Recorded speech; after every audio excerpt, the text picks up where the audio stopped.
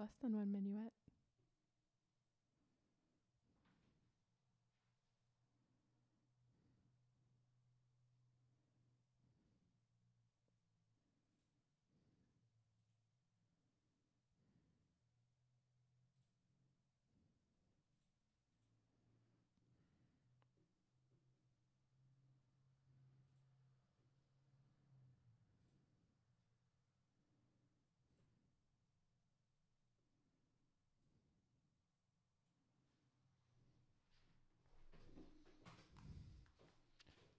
Hello and welcome to another episode of the IAMKAYPEE podcast, and I am joined by Laura Hope. Here I am. Nice rainy day podcast. I know. Yeah. Well, seeing as it's terrible weather here in Edinburgh, in Scotland, and we had loads to talk about, so we thought we would just do a podcast. Yeah. Sponsored by whoever these fine beers are. They're brew gooder, so 100% of their profits are donated to clean water projects all over the world.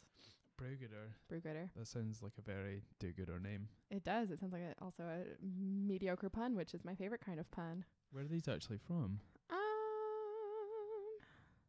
Good question.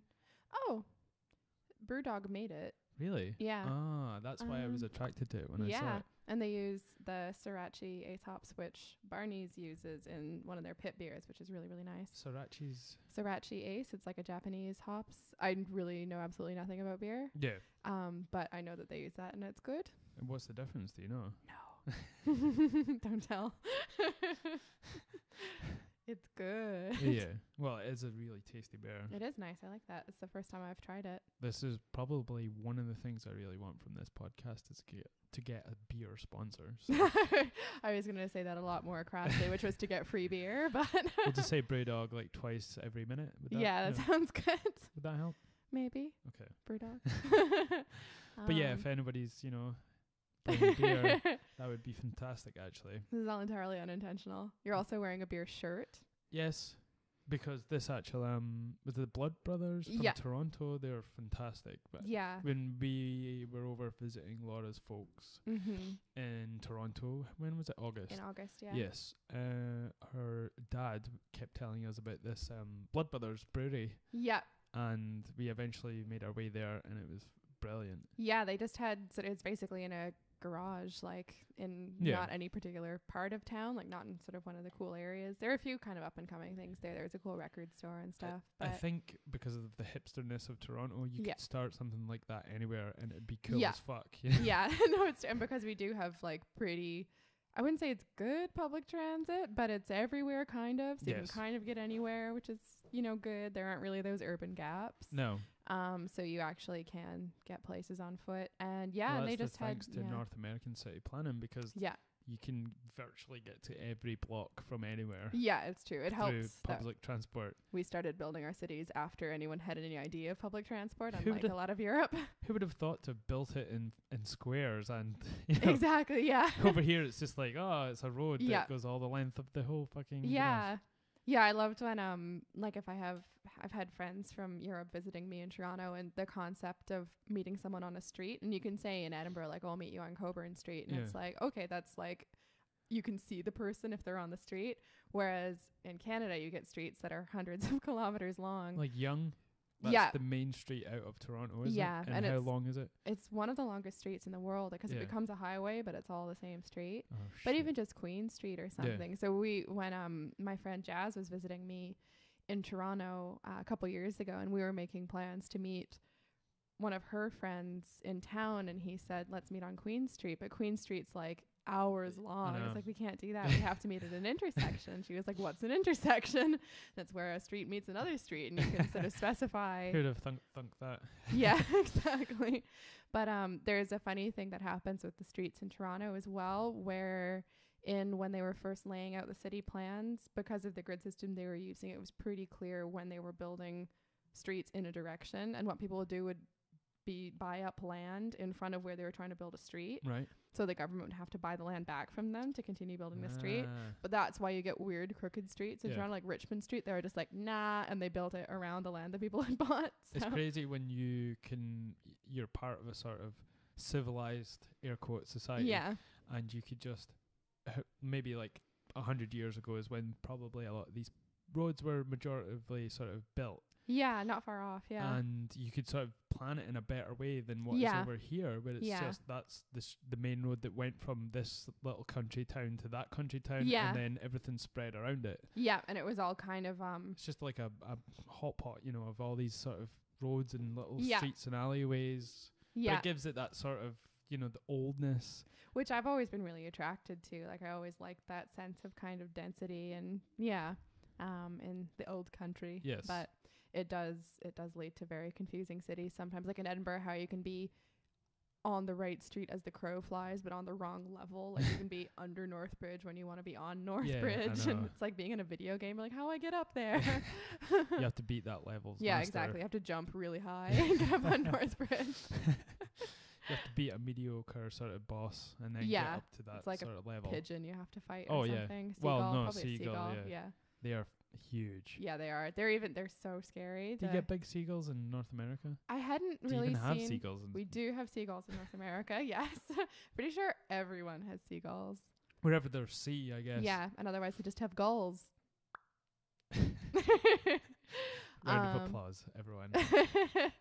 But yeah, I hadn't seen any seagulls of the caliber you guys have over here until I moved to Dublin, and they have the massive ones. It's crazy. I mean, it's notorious, especially in Dundee. There's one called the Broughty Ferry seagull. Yeah. I mean, it's not genetically any different, but they're because they've been brought up on a staple diet of chicken nuggets out of bins. Yeah, so they're like they're huge. They're Hulk monstrous. cannibal seagulls. I've literally seen a car having to drive around one on the road. Because it just stood its ground and was they just like fuck you, buddy. Like a little launch pad if you hit them. Yeah, they do look like they could eat like big house cats and small toddlers. They're formidable. Any size of toddler. Whenever that stops being a toddler. Yes. If. Yeah, I know some adults who've never stopped being toddlers, to be honest. Yeah. So it's I wonder why it is sort of a thing here with the seagulls and being those sizes. I don't know, because there's plenty of lovely garbage for them to eat in North America, but I just don't maybe see it. Maybe it's something to do with the advent of shitty takeaways and people getting wasted at the weekend more so here. So then they're fed on just, you know, genetically modified kebab. We do a pretty good job of eating shitty food 24/7 in North America, though. I don't know. Yeah, I'm not sure. Maybe it depends. There's not that drinking culture where you leave a trail of kebab behind you on the way home. Yeah, there isn't that. It's true, and it tends to be different foods as well. I feel I didn't really know about the kebab phenomenon until I moved to Ireland, and I never had one until because I was vegetarian as well, so I never had one until I'd been over here for about 4 years. It's very unique in the UK, though.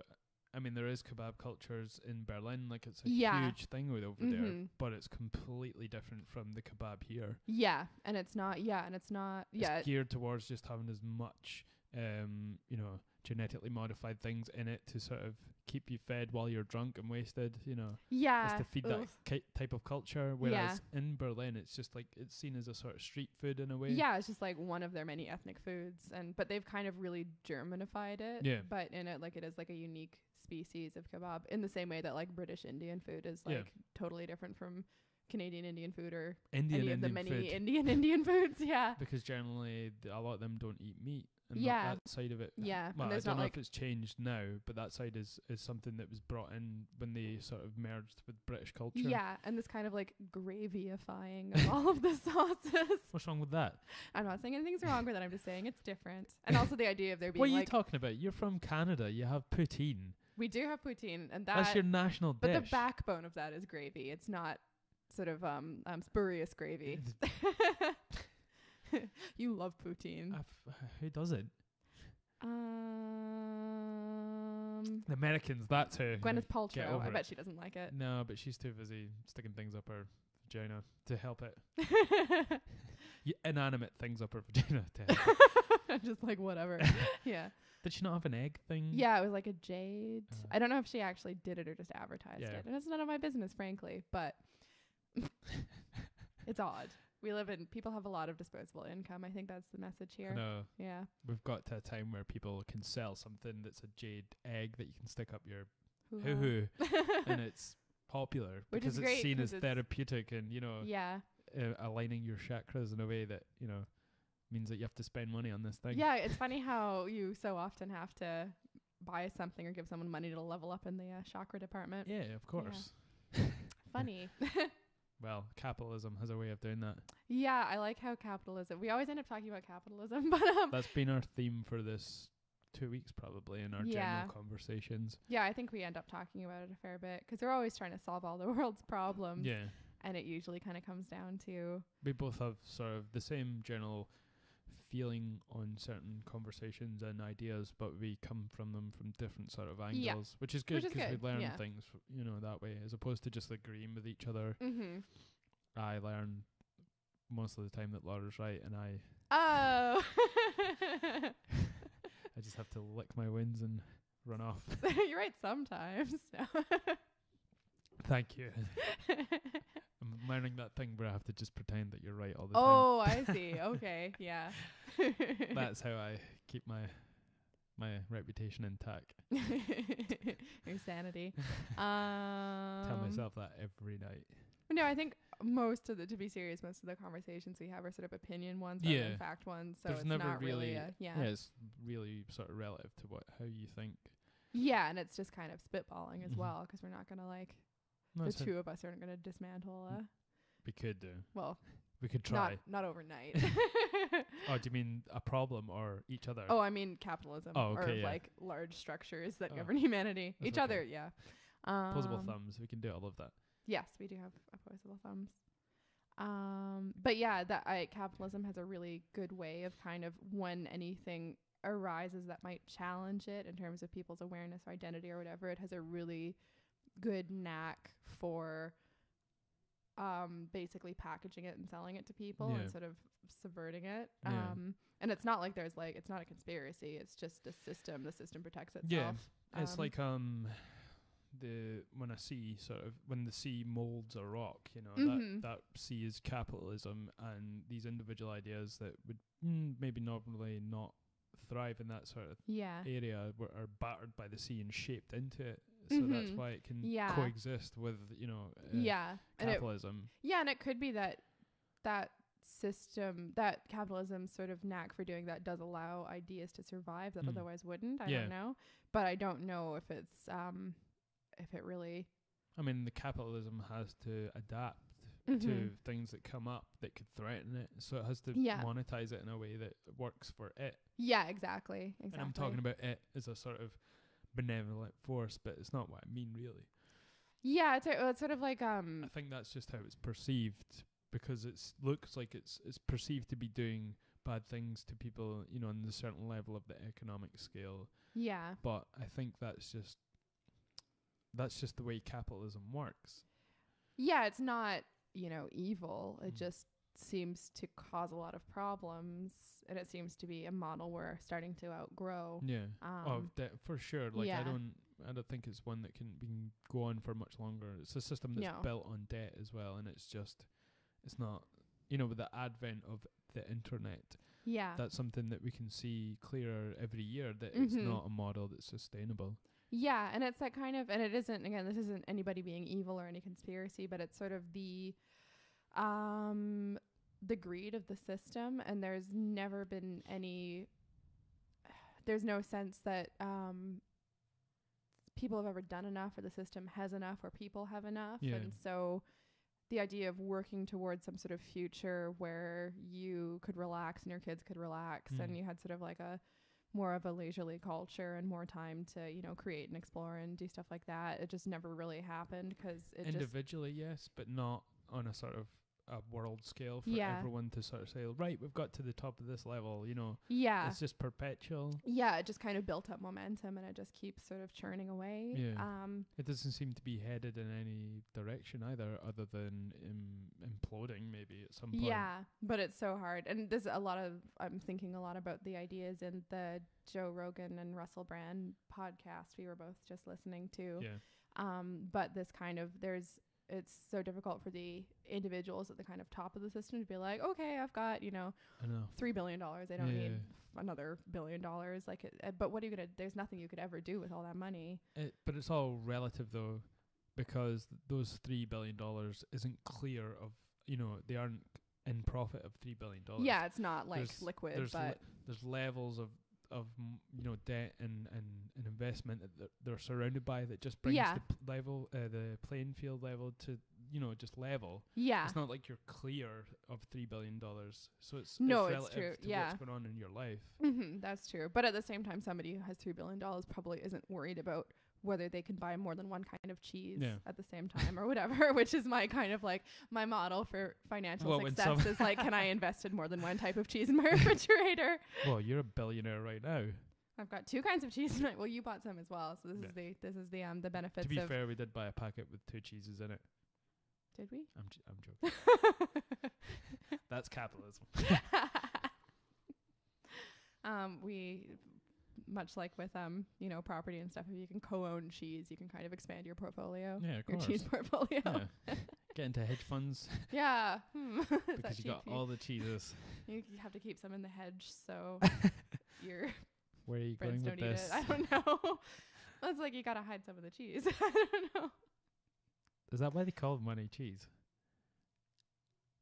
I don't know. You never heard that expression? I think I've heard of it, but I never took it very seriously. Old-timey gangster, I think. Okay. Gotta give me some cheese. I think money is like one of the same things as descriptions of drunkenness, where you can basically use any word to mean it. Like, right. Yeah. Oh, in the UK though. Yeah. Like there's gazeboed. Yeah, it could be trolleyed, or you could be, which I always read as troll-eyed, which I really liked. Troll-eyed. Yeah, you're definitely troll-eyed when you're. Yeah, pointing in different directions. If you're gazeboed, you're definitely troll-eyed. Yeah.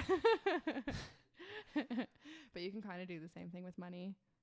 Is that something that is kind of they do in North America as well? Like that sort of any object can mean you being utterly wasted. I don't really know.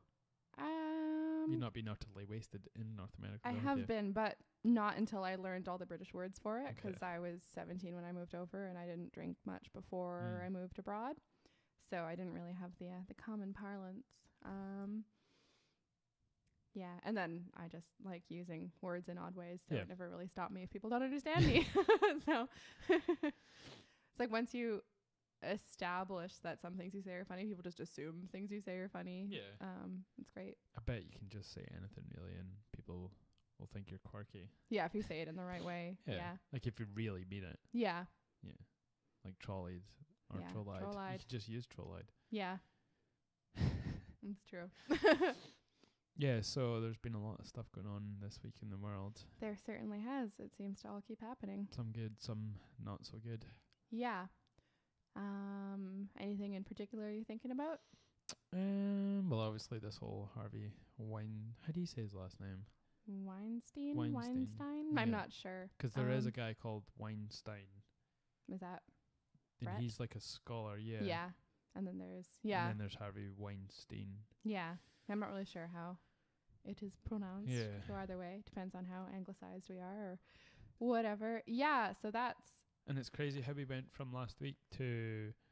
There's always been rumours within the sort of Hollywood circle, and it was just sort of coming out a little bit last week, but now it's completely, boiled down to him going off to rehab, and people have, on Twitter are just going crazy. Yeah, and as soon as a few of the... Because I think we were talking about it just before some of the kind of big names broke, and I was saying, like, well, I think it was kind of an open secret in Hollywood, but don't know how far it goes or anything like that. And then as soon as Angelina Jolie and our friend Gwyneth, who we were just discussing, and it's like those are people who have absolutely nothing to gain by saying anything. They don't need publicity. They're at the top of the ladder in terms of their career, basically. Exactly. So it was like, and then you start to wonder... It's just about all the years of people probably knowing this and not saying anything. And I guess it's one of those, until you kind of hear other people speak up, you don't know whether other people have had the same experience as you. I don't know. It's a hard one. It's a weird one. The way we can relate to it in the UK is with Jimmy Savile. Mm-hmm. It took for him to die for this all to just come flooding out. I think it was on the verge of the banks bursting and all this sort of, being flooded with all these sort of ideas of what he'd been up to. Yeah. But, however, he managed to just keep it at bay in his lifetime, which is crazy because he wasn't young either. He died like an old man. Yeah. Yeah, like it really just ran its course in a totally weird way. And maybe that's because he came from a generation where it was like, just keep, quiet about these types of things. It's just, that's the way it happened. Well, and especially because he targeted children who are vulnerable. And when you're at that age and you go through trauma like that, I think it becomes really hard to kind of figure out sort of boundaries and borders in your life for what that means to you as you grow up. And I think because there was no adults in those sort of child's lives that were saying, look, this is not right, they were trying to cover it up, so they maybe just didn't assume it was wrong, they just thought this was the way life was. And it's a pretty common thing for survivors of abuse of that type to be confused about themselves feeling ashamed because of what happened to them, and it's hard to work through those feelings and admit that something was done to you that you were not responsible for in any way. But he's definitely how we can relate to this story in a way. With him coming out and it's in his he's alive obviously, so it's and it's just completely this story's blown up over the last week. It really has. And there have been a few kind of foothills, I think, leading up to this as well in the States, with people like I can't really remember specific names, but like news anchors and other public figures, but nobody quite as influential as Harvey W. I'd never really heard of him, and I tend not to take notice of people who are producers on movies or people that whereas that stuff I tend to clock a lot more because I like knowing why people make stuff. So that's always my oh, that's that guy and that must be related to this thing, and I just like knowing kind of the systems behind the systems. But when I was listing to you films that he'd been involved in, it's like everything. I know. Like he made probably not one movie he's not been a part of. I was joking, he's made half of all the films in Hollywood, and when we started reading through them it was like, oh, actually and good ones, you know, and wonderful ones, and you can make good art and be a total I wonder what level of involvement he had on those movies, whether it was I don't really know, just necessarily he was doing that on those big movies doesn't mean to say he had sort of any artistic sort of any kind of creative input. He might have just been good at knowing what to put money behind. Because when I first heard it, then it totally skewers the judgment of those movies in a way, because it's like if someone is who was in knowledge and power of this kind could do those sort of things, it just sort of it does kind of. Well, it's the same. It's a conversation that comes up a fair bit with when people who are maybe talented or produce good art or are good athletes do bad things, and what is your responsibility as a fan of what they do in terms of the sort of moral implications of them also maybe being a bad person or having done something bad. I'm not saying, somebody's evil because they did something bad once. Because there's a whole scale of things this covers, like anything from, DUIs to things like the Weinstein thing, which is obviously, he seems, like the extreme end of it. If this is even half true, he's a monster, even basically. If it's just, one person comes forward and it's true. It's crazy.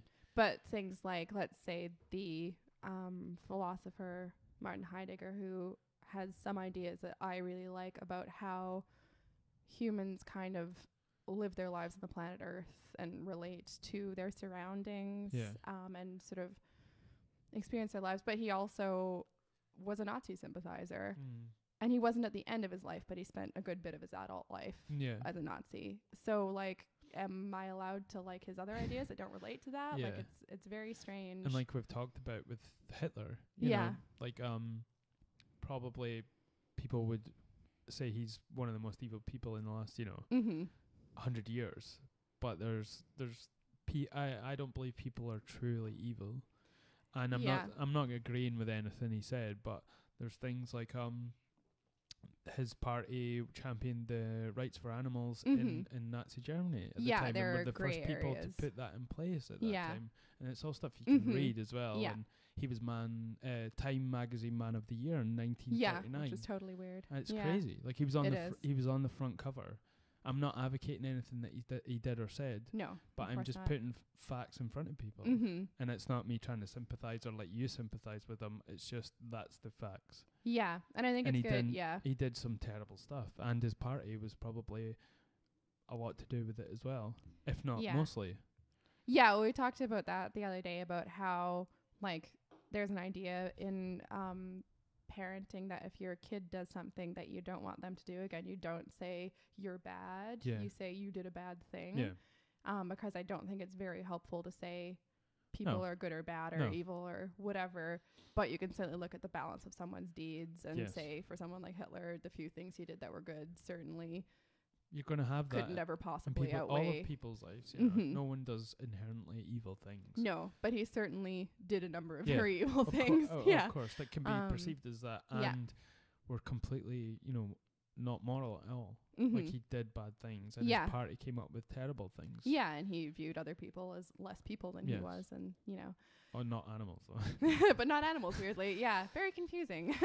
The people that can't speak for themselves, the furry ones. Yeah, we'll look after them. Those are the ones that he That's so strange. Yeah, and I never knew that until you sort of told me about that in terms of the animal rights thing. Yeah. I knew he was vegetarian because that's one of the sort of party facts people trot out. And it's I've read a bit of Mein Kampf and just his whole backstory as well. It's strange to see where you're always trying to look for something in his backstory to say like, oh, maybe this is where it started, or this is the interactions he had with Jewish people that gave him sort of terrible ideas about them. Yeah, you're looking for that sort of like early like scene in the Criminal Minds episode of Hitler's life or something.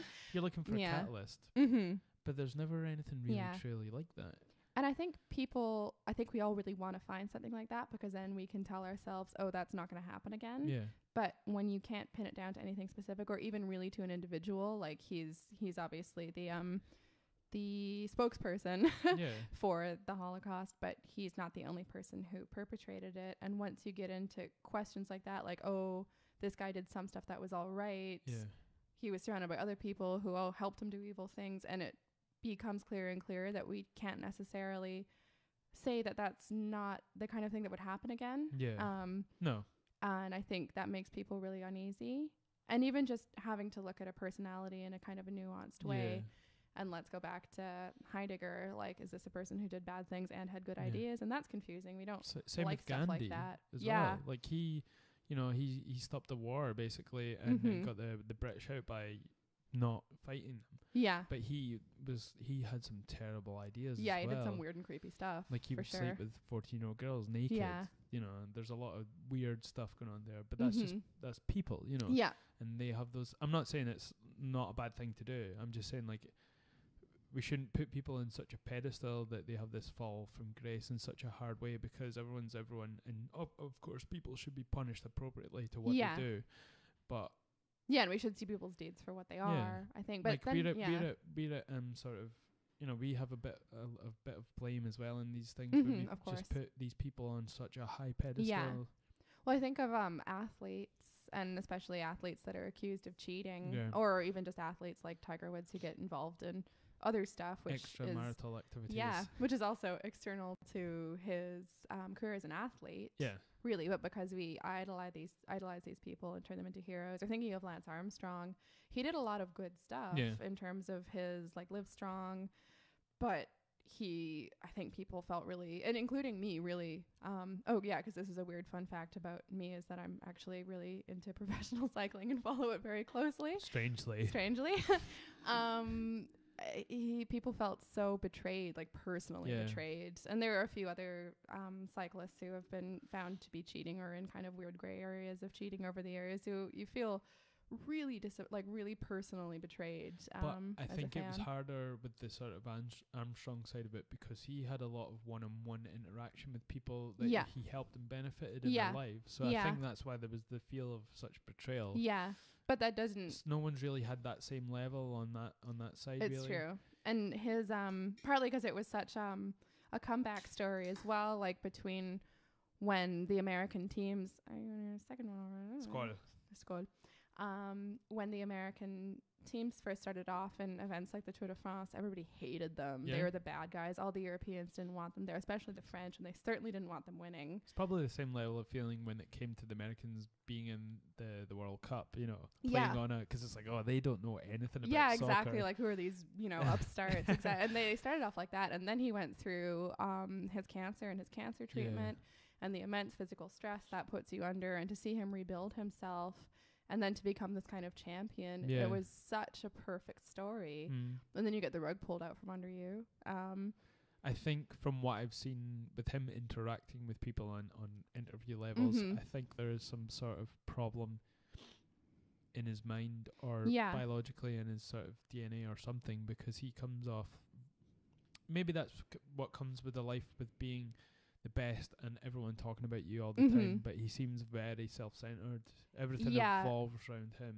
Anytime I've seen long interviews with him, like not things where he's just finished a race, but things where he's actually sat down with an interviewer, he comes across kind of sociopathic to me in a quite a disturbing way. I think there are a lot of reasons behind, especially in cycling and the way the sport was then, why people could become convinced that the things that they were doing that were termed cheating by the rule books it was kind of a slippery slope in terms of the kind of medicalization of recovery from training and from events and stuff. And you can see how, like, if you can get vitamin shots after you train and that's okay, then why can't you get shots of a hormone? I think it because it happened in the sort of when did it happen? This all came out.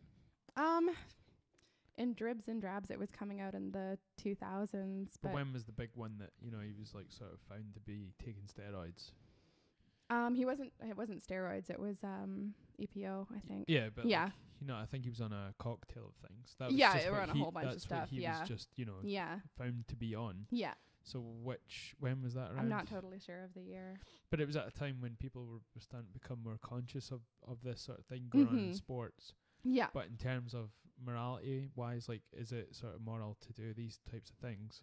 Yeah. And where does it stop? You know, like you say, like an aspirin or something could stop you having a headache. Yeah. Then allow you to go and practice. Yeah. When you might not have necessarily practiced that day, and that has an advantage, you know. And the easy answer is these are sports, they have rules in books, and you have to do the rules if you want to do the sport. Yes. Because going for a bike ride is different than participating in the Tour de France. I think that's the easy answer. But usually the rules are catching up with the drugs. Yeah. It's not the other way around. It's not like these people are continuing to take the same drugs and they shouldn't do it.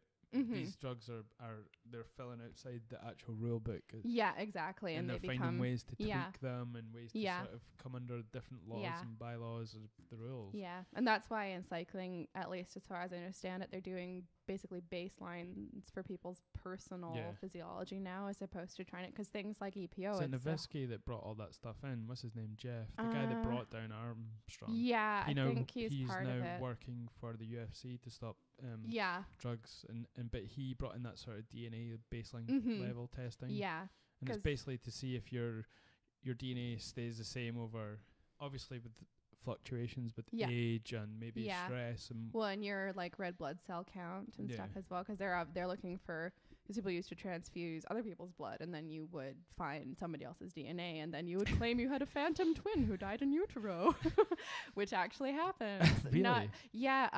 Who said that? It was it might have been Tyler Hamilton. It was one of the American cyclists. Oh, that sounds like a bloody American story. It's actually an episode of CSI. It's like, seriously. Was he, I can't remember who that was. Or was it just a guy in, you know, general day to day? He was one of in CSI. It was like a murder in CSI, and they'd found this other DNA, and it turned out the guy actually did have a twin he'd like absorbed. So who did the actual murdering? The twin? No. Maybe his DNA. Dun, dun, dun. Anyway, I don't want to tar anybody's name if I've got the wrong name, but he was either an Aussie or an American cyclist, I think, and both loud. An Anglophone, basically. An Anglophone. A speaker of Anglo. Yes, I get it. But yeah, so things like that. And then if you're taking something like EPO, it's a naturally occurring hormone in your own body, so you can't really test for it. You can just say, heck, this person's blood is treacle. They're probably messing around with themselves. We literally had to use a plunger to get a blood sample. Yeah, exactly. To like put a foot on the guy's arm and pull. But yeah, really good, if anyone's interested, a really good book on the kind of the slippery slope and descending into cheating in a sport is a cyclist named David Miller, who was a very good cyclist, but who did get involved in cheating, and is also a very good writer. So he's written, I think, 2 books now about his kind of, the first one is about his kind of experience of getting involved in that. And it doesn't come across as him trying to justify it. It's just kind of an examination of his own kind of thinking and the kind of atmosphere he was in. Right. Does he rat anyone out, or is it like a thing in cycling not to do that? He doesn't, I don't think he rats anyone out that wasn't already out. Okay. I think it wouldn't necessarily be even an honor thing. It would just be like a getting sued thing. Yeah. So I don't think he outs anybody who's not, kind of. If you're from cycling and you even mention drugs, Armstrong will probably sue you anyway. He comes over and hits you in the knees with a lead pipe. Yeah. Oh, my ice skating I'm leg. so excited to meet you. Oh! But, like, you could almost feel sorry for Armstrong if it wasn't for the way that he went after people. Yeah. There's a lot of really ugly behavior. Yeah. Apart from, and so somebody like David Miller who did cheat and had some good results while he was cheating, and had some good results while he was not cheating as well. Yeah. Because he seems to have kind of sorted it out in his brain. You don't feel at all kind of disappointed in him or I don't know, with Armstrong you do, because some of the stuff surrounding it was so crappy as well, him going after people and people's families and stuff. And, not him, none of this is anything that you can prove he really totally did, but it seems... There's too many people sort of saying something for it not to be... Yeah, exactly. And like Andreas, where Frankie Andrea was another racer, but his wife got all kinds of threatening stuff and like just weird. And it does make it seem like this kind of mafia in a way that a couple individual, well, like a majority of the cyclists, but as individuals being kind of led astray or allowing themselves to kind of... When the whole Armstrong thing came up, was it not, they said something like to give the title when they took it away from him, or I don't know how it works. Yeah. They said something that for them to give it to the next person who hadn't been implicated in a drug scandal. Yeah, I think it was something like 25th.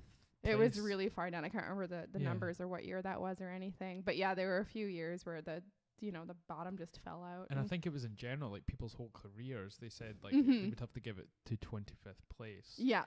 And that just shows you. But there's evidence to suggest that you can't compete in the Tour de France without taking something, because it's just so damaging to your body and so taxing. Yeah, and the thing, they're trying to create a sport that's going to entertain people, and they've been accused a number of times, the organizers, of making courses that were too dangerous or too difficult. And I mean, guys die, like it's crazy. I was going to ask, is there people that have died while doing it? There are people who have died while doing it, and there are people who have died because they were messing around with themselves. And like lots of like otherwise fit 28-year-old men dying in their sleep of heart attacks. Like that's weird, right? That's crazy. Yeah. And again, if your blood is like syrup, that doesn't help. But people, there have been people die in crashes. Like it's been going on since like it's been going on for more than 100 years. So how old is the sport actually? Do you know? The Tour de France started in the early 1900s, but I'm not sure. There's a few good documentaries out on it as well. Yeah. Well, speaking of people who were very damaged by cycling, but the Marco Pantani one. It's a brilliant documentary. Yeah, it's really good. It's a shame as well, but... Yeah, but that's a good example of someone who that race, like, definitely... Yeah. Well, not just because he did other races as well. It's not just the Tour de France, but... But yeah, people die. People get in crashes and their careers. People die training. People mess around with themselves too much occasionally. There was a cyclist a few years back who was doing sort of DIY blood transfusions of his own blood to up his red blood cell count, and he kept them in his car unrefrigerated and then transfused them, and that didn't go well, obviously. I think that would be the first thing you would do, like get this straight into a refrigerator. Yeah, we'll just or like a cooler or something. We'll put it in like, the back window. A hot car, and it was in like Spain or Italy or something. Like exactly. You probably rolled a bit of the window down, you know, just to keep the car. Oh yeah, for sure. Yeah, yeah. Is that blood dies in hot cars? Yeah. That is a good one, actually. Yeah. That could be the slogan for the Tour de France. Yeah. Blood dies in hot cars. Yeah. But yeah, that certainly, especially when you see that many people at the top level cheating. Yeah.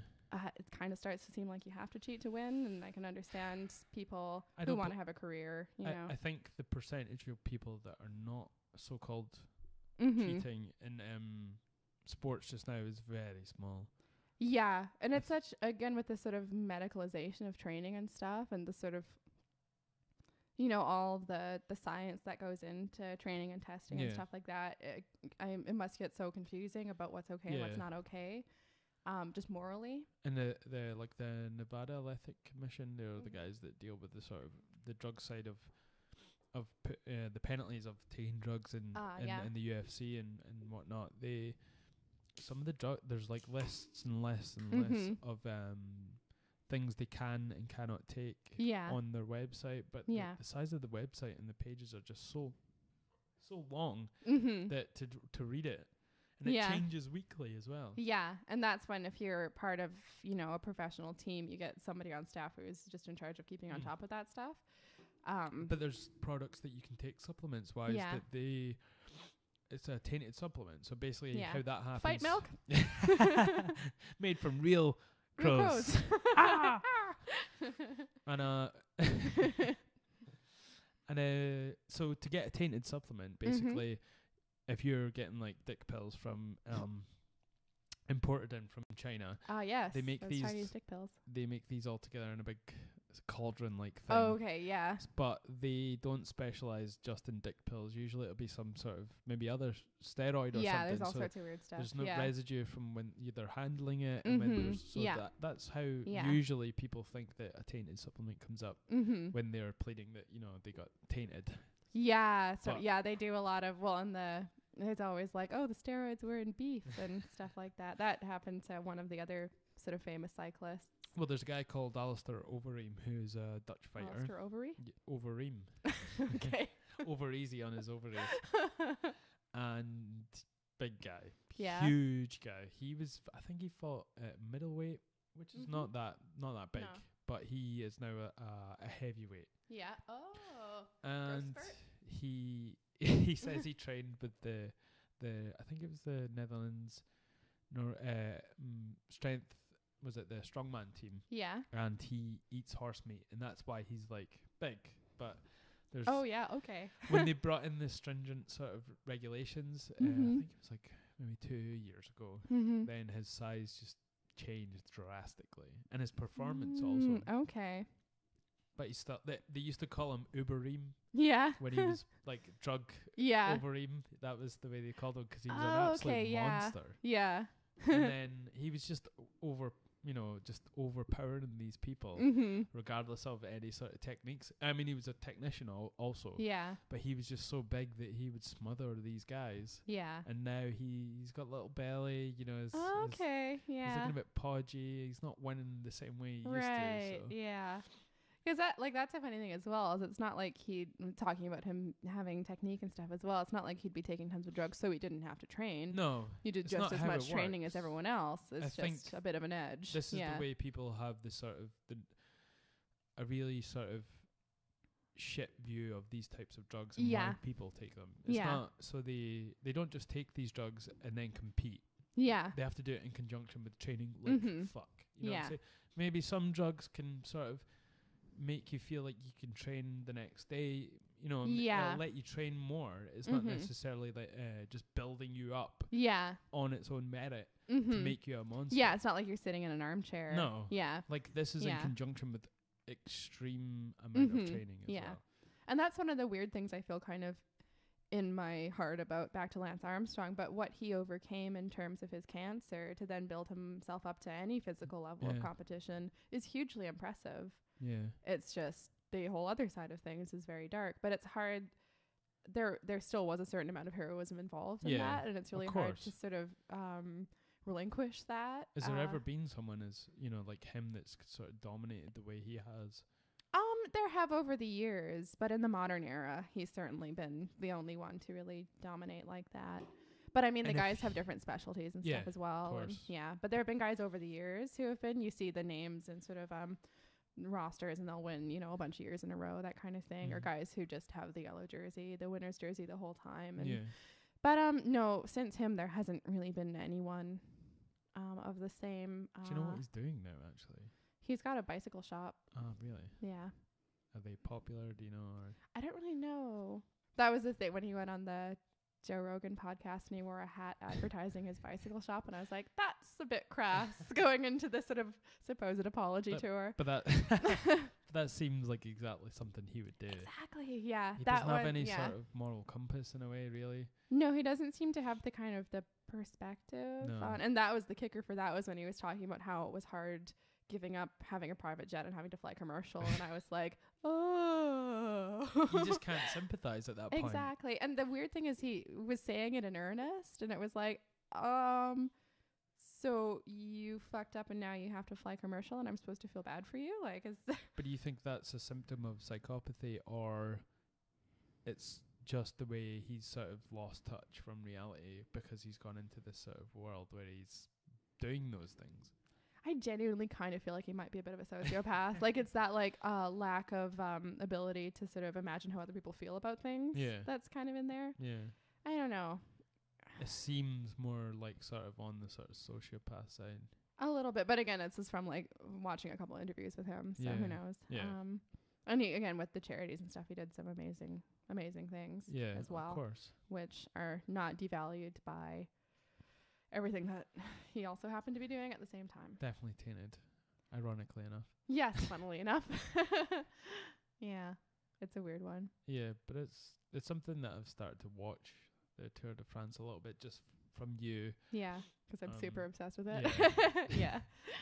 Yeah. And like I'm starting to enjoy it actually. I didn't think I would. I always thought it would just be something like an old white French man's sort of sport. Yeah, exactly. Well, whenever I tell people that, they're like, "Oh, grown men on bicycles," and it is like, it's like 7 hours a day for 3 weeks. It's kind of intense. Yeah. Yeah. But there are so many tactics and there's so many different levels to it. Oh man, it's like so many layers. It's like Inception when it comes to bikes. Yeah, and it's always like, I always like the stuff about like, why is that guy doing that? And it's either like, maybe it's a tactical thing where he has a team leader in the back and he's trying to tire out somebody else's team, or maybe it's that guy's birthday and they're going through his village, so he gets to go out the front for a bit. And it's just like the traditions that are part of it as well. It's really funny. It's definitely something that I'm gravitating towards. Cool. Well, when it's on again, we should maybe do a Tour de France podcast in earnest. And we actually watched 13th Warrior last night. Oh, we did. I enjoyed that a lot. It was fun. It's pretty badass. Yeah, it is. It's one I've been trying to get you to watch for a little while because I knew you would kind of like it because it has Vikings mythology and possibly arguably Neanderthals, yeah, which is what blows my mind. Yeah, and when you described it to me initially, I was like, they made a movie for you.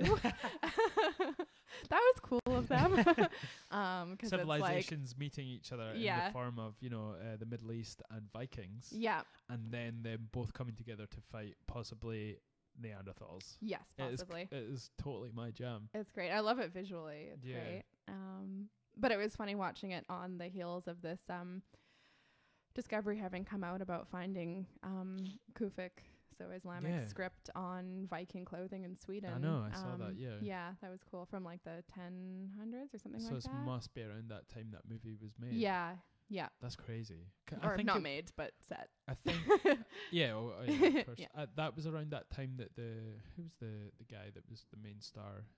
He was a real guy. Oh, yeah, Ahmed Ibn Violet, something like that. Well, he was an actual historical figure. Yeah, and he was he documented a lot of encounters with different sort of civilizations. Yeah, he wrote these sort of ethnographic accounts. And it's supposed to be that when he encountered the Vikings, that was supposed to be one of the best documentations of their lifestyle and looks at this time. Yeah. And he was the first person to document them coming across this kind of civilization, and some people assume or can extrapolate that it was the last band of Neanderthals. Yeah, which we were looking for that online, and I can't find any of Don't the quote text. me. It could be, I can't find the actual text, but there are there are legit sites and conspiracy website theories websites that also purport the same thing. Yeah. So it's always interesting when you're seeing some stuff on like, iHeartBigfoot.com and like an actual journal. But I made that website. Oh, did you? I do heart Bigfoot. I know you do. But yeah, I just want to find the actual text of what he said, and nobody has reproduced that in any of the sources we've seen. I tried to look for it on Wikipedia as well, and it didn't really. Yeah. I think they try to stay away from that side of it. Like they just want to stick to the things that he described that kind of stick to our current mind view. Yeah, exactly. Of this kind of type of history. There's obviously a translation of his text, and if they have that part, they have the rest of it, and I just want to find it. But this was like a last night in bed, first page of Google results kind of, Bigfoot. So, but like the way he described Vikings as well, it was just like he said they were like physical specimens. Yeah. They were tattooed from finger to neck. Yeah, it was good, and they were gross because as well. When I think about it, I always try and we have this image of Vikings and how they must look, and I always think they must just be normal people. They look like everyday normal people, but they were just a bit more sort of aggressive. Yeah, a bit taller maybe. But to have it confirmed by someone who's seen them firsthand, and obviously like the Viking era is a long era, so obviously it's changed in parts. Yeah, and they certainly entangled with other cultures and stuff like that. But at the same time, like we think of like now in the world there are tall people and short people, but we're all pretty interbred relatively. And then back in the day there would have been genetic groups that were taller or shorter, and if you hadn't seen one of the taller ones before, when you saw them you'd be like, oh geez. And if you saw if you take it at face value, like a small Japanese guy from a tiny island, a fisherman, and some Scandinavian, big buff blonde, they would look like completely different species. Yeah, no, completely. Yeah, it's funny, and it's funny to like having done some limited travel in Scandinavia. Usually the people are pretty average height, but you come across like one person in every dozen who's like 7 feet tall and huge. You're like, oh, you're one of those. I mean, it's kind of the same in Scotland. Like everybody's pretty. I think the general sort of size in Scotland is mostly, I think 5'9". I think that's the average in Scotland, which is my height actually. So, but every once in a while you run into just an enormous ginger, and you're like, you're one of those. Yeah. Someone's ancestors definitely met your mum's ancestors. Exactly. Yeah. That was a couple. So I work at this sort of pop-up bar on weekends, and I'm on a wine bar, but there's a cocktail bar next to me, and then there is another stall across the way, and the guy working on the cocktail bar, Clay, who's a quite tall, ginger, beardy, tattooed gentleman, could see another quite tall, ginger, beardy, tattooed gentleman working at this other stall across the way, and he pensively goes, I wonder if his family and my family had the same Northmen.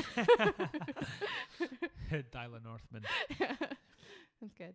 Yeah, like I'm completely obsessed with Neanderthals. I know. It's because you've got that brow ridge. I think I have some, maybe, it's just all, I just want it to be true, but I hope that I have some Neanderthal in me, because well, apparently we on average all have a little bit, but and I think it's I'm sure you're above average.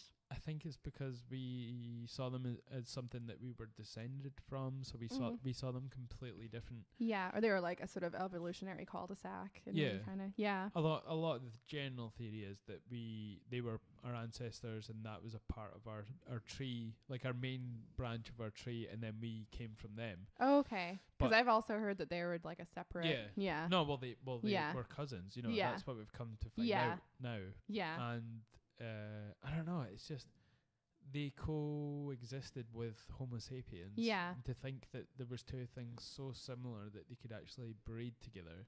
Yeah. And it's living together only could be 10,000 years ago, could be, you know, according to some accounts, maybe this, you know, like a millennia or whatever. Yeah, which is crazy. When you think of like in what we were talking last night about, they think there were, you know, woolly mammoths on Wrangel Island up in the Arctic until like 1,000 years ago. And that's basically crazy. It's insane. It's so weird. Yeah. I mean, we're going ape shit when we find one frozen in the sort of Siberian, you know, in the tundra. Yeah, and it's like, yeah, they could have been around. Yeah.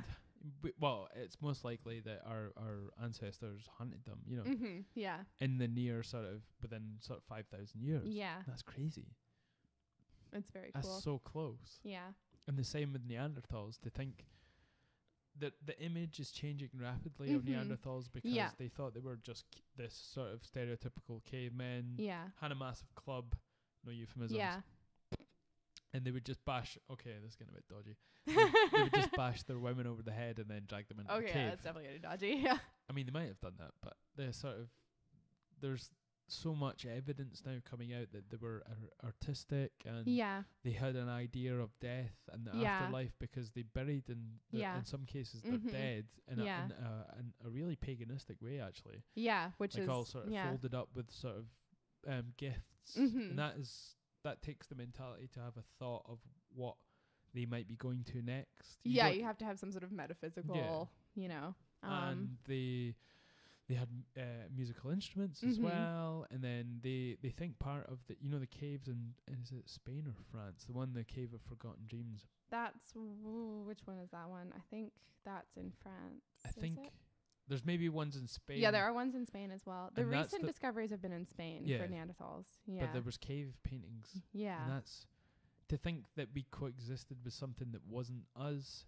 Yeah. But was it's part this kind of us. Of uncanny, kind of in that sort of definition of uncanny where it's like the familiar but a bit different. It's so interesting. But that would have been just normal back then because there was lots of other sort of Homo, you know, different genuses of Homo sapiens. There was Homo erectus. All these things eventually were, I think there was 3 or 4 different homos. I didn't mean that in any sort of funny way. That were kind of co-inhabiting at the same time, maybe different parts of Europe and sort of, you know, sub-Saharan Africa, but there was a definite point where at least 3 or 4 of them were all in the same sort of place as well. It's so funny to think of these kind of alternate histories as well, where one of the other ones would have kind of won out or whatever. Like, it's very interesting and to think. Maybe that's where our feeling for like the tribalism comes from, because back then those people were inherently different. Yeah. You know, they were genetically different from you as well. Yeah, that's true. And that in that case there was, in sort of an evolutionary sense, an imperative that you should survive over them kind of thing. Because they're both trying to take over the same place and whatever. Yeah, and that they were actually different species. So now when we just look at people who are from a different country, that's that thing like misfires, and we think that they're different from us in a way that they actually aren't. Yeah. Well, we should stop it. We should stop that. What, the podcast? No. No. Stop doing it, folks. The othering. The othering of people who are not actually. And them is totally what it is. Yeah. But that's probably it's definitely is an evolutionary thing as well. Yeah, for sure. But there's so much stuff we've overcome, and it's funny that that's one that's still knocking around pretty strongly, and it's really not of use. There's a few things. Yeah, that one's the biggest one. Mm-hmm. And sort of this idea of sex as well, and I think we're evolving mentally more than our sort of genes and biology are, because they're fighting off together at this point. Yeah, well, it's actually like looking at generally at sort of impulsive behavior and the things it relates to. it's very funny that there are all these things we're still not the boss of ourselves on. And it usually comes down to, you know, the basics are, well, sort of going back to talking about Weinstein, but he's checked into rehab for sexual addiction, which is not at all his problem, I don't think. But that just seems such like such a attempt to look like he's, like, it just seems something that's so calculated to eventually be discussed in court. Like, but honestly, I tried to make up for it. And he's trying to control the people's image of him at this point, and that's the only way he can control it. And that's taking the narrative from him being a creepy, you know, rapist to he's a sex addict. And he's a victim of his addiction and stuff. And and that's even that shows a fundamental misunderstanding of kind of what sex is supposed to be, because the problem isn't you're having too much of it. The problem is you're having it with people who don't want to have it with you, and that's the problem. Exactly. But it's saying, like, what are people addicted to? Like, drugs, like gambling. You were talking about Russell Brand in terms of he was on the Joe Rogan podcast recently, and he was discussing him being how he identifies as an addict, and that's what he is, and he kind of listed the things that he's went through, and obviously the drugs addiction initially, and then he went from, you know, being a sex addict, and I like how you sort of put that with drugs it can be something that you can just stop. The idea behind a recovery from drug or alcohol addiction seems to be, in at least the kind of 12-step programs, that you never do that thing again. So you become sober and you maintain your sobriety and you don't touch other substances. Whereas I don't think with sex addiction, it's just about having the right kind of sex. It's not about not having sex again. As far as I know, the mindset I don't really know. As well. Like changing your mindset. Because you can. I mean, you can't be just abstinent and not have sex ever again. And I don't know what the therapy is for sex addiction, but it seems, at least in the case of Russell Brand, he's not saying, he's abstinent for the rest of his life. It's just about not having the kind of sex that fuels sex addiction. But that's such a weird, like, and that to me then becomes more like an eating disorder, because it's about how you what, say, eating or sex means to you emotionally.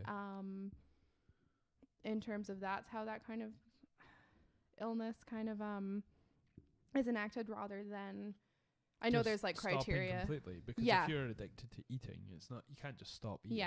Or if you're addicted to not eating, if you're anorexic or something. And I know there's diagnostic criteria in terms of your, you know, BMI and stuff, but ultimately it's about your emotional relationship with food, and that you're eating things other than you're eating your, you know, feelings one way or another, basically. And it's the same thing, I think, with sex addiction, that it's not about, like, obviously both of those things end up ruining your life and your health ultimately. Do you think it shouldn't be just like an ultimatum then with drugs? Why should that be any different? Well, we were talking about that in relation to, say, with alcoholism. And to me, if I decided I was an alcoholic or developed alcoholism, the recovery I would want to have would be to get to the point, not that I can never drink again, or it's like the dams will be open. It'd be that I'd like to have a pint and leave it there, and then maybe have another pint in a couple of days if I want to. The mental strength and the relationship with drink to not then become like addictive and relapse. Or like that seems like you're perpetually keeping people in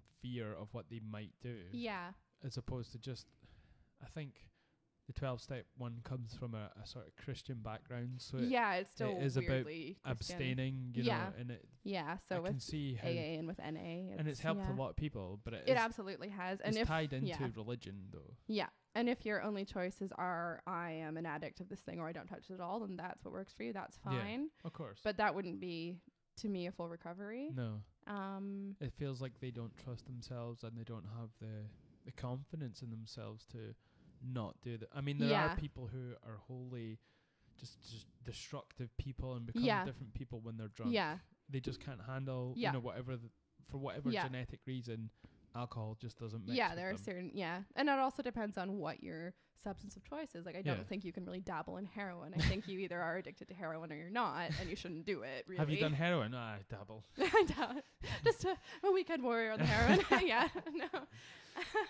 Got my heroin spoon all the time on me. But it's sort of like there are things that are more of life ruiners than other things. And, another thing. But these types of drugs are quite rare. I think it's the addictive personality that's the true thing. It's not individual facets of evil, i.e. like drugs or sex. Yeah. It's the addictiveness inside you that's something that has to be treated as well. Yeah. Yeah. And not in a way sure. where you just ban these things. Like, you have to have a healthy relationship with everything in your life. Yeah, or at least be working on it. It's definitely a mental thing. It's how you look and perceive these things in your life. And if you perceive them as something that is something to be scared of, and that you might, relapse. Yeah. And it seems... And if either your addiction or addictions or your identity as an addict become a crutch, which was sort of what we were talking about in relation to Russell Brand. Yeah. You're still not as sort of well integrated as you could hope to be. No. It's not healthy all round to be, this one thing in your life that you just say no. Well, anytime anything gets into your life and becomes the boss of you, it's a problem. And obviously there are certain things that are going to be more damaging than others. Like if it was like Sudoku, you probably wouldn't, lose your job or your relationships or whatever. Like I just have to do Sudoku quite a lot. That would be okay compared to like heroin. That's obviously a life ruiner. Definitely. But the problem is the importance you place on something. And of course there are physiological aspects to that as well in terms of how much importance you're forced to place on something. I mean, I've never had to deal with someone that's addicted to something in a way, or I've never been around it, so I don't know, if I'm talking shit. Well, that neither of us have had to really undergo this or go through treatment for it. Or I had people close-ish to me in my life who have had problems, but nothing kind of life-ruining. 99 problems, But snitch. Were these prison friends? I'm talking about Harry Potter, man. I don't know what you're talking about. Snitches get stitches. But yeah, that's you should be cultivating like these healthy sort of ideas about whatever you might be addicted to in your life, as opposed to just being scared of it your whole life. Yeah, and I certainly believe that we can be kind of armchair addicts and discuss this stuff, and if something gets on top of you, then you do need help. Yeah. But it's scary to think of that being... It's not like it should be a process that ends your recovery, but it would be really great if you could actually become the boss of yourself again. Yeah. But that's not to criticize anybody's approach to recovery or anything like that, because we just don't know. But I think it was specifically listening to Russell Brand and hear him refer to himself as an addict. And it wasn't like I, Russell Brand, a human man. Yeah. It was I, Russell Brand, an addict. And it was sort of slightly disturbing. And you kind of felt like he was getting things together, but it didn't sound like he's been saying that for so long. Yeah. And plus, it feels like that's how he disarms people, like before he can do any wrong in those people's lives. He's already said that he's an addict, and which might be from then on out, it's like it changes your view of what he's doing and how he's doing it, and it might be, if you are in recovery, sort of a fair warning thing. I don't know, but it just seems like it's become him. Yeah, and it's become a crutch that replaces all the other things he was using as crutches previously. And if he can't have the drugs, then he can have being an addict all the time, and that's his sort of, that's the way his drug maybe, Yeah. But at the same time, if he's committed to the 12-step thing, I think that's how you're required to think of yourself. And I don't know what it's like to go through that. It's very Catholic though, it's like it is quite it's like the moralizing aspects of it. It's and it is, self-flagellating. Exactly. And it is either a medical and or a mental health problem. Neither of those things are things that should be moralized about. It's not appropriate. And we know that about a bunch of other stuff. We know that about eating disorders and depression and all of that stuff. So it's funny that we still don't know it about addiction, really. Still, it's so funny how these forms of religion still have root in all these things in modern day society. We still think, we think society is becoming less and less religious. Yeah. But on the things that help us, a lot of people turn to religion. Yeah. Still. Mm-hmm. Whether it be, like unknowingly, the 12-step program, is deeply religious in a sense. Well, a lot of our sort of charitable organizations and stuff are still religious ones. Like you can't donate without it being a religious statement. Yeah, which is very strange. Or even things like we were talking about cliches people resort to in sort of times of crisis or whatever, and talking about thoughts and prayers. Yeah. But that's such a weird, like... You're saying like, well, that's a cliche people use, and it's like, yeah, but like, I don't want anybody's prayers. Like, I'm like, thanks, I guess, but no thanks. Yeah. It seems very easy just to say that, and actually, it doesn't affect those people in any way. Yeah, exactly. It's almost more of a sort of a ritual you go through as opposed to. But I suppose that's the only way that these people can communicate that they are thinking with these people. Yeah. Maybe.